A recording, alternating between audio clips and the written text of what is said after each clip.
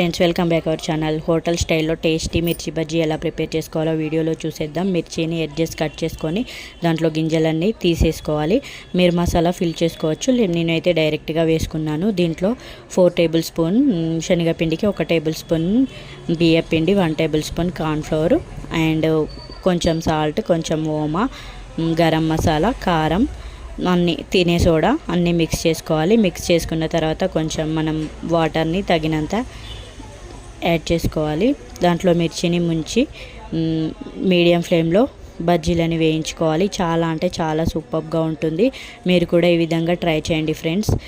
Hotel స్టైల్లోగా చాలా టేస్టీగా ఉంటుంది. వీడియో నచ్చితే లైక్ చేయండి, షేర్ చేయండి, సబ్స్క్రైబ్ చేసుకోండి.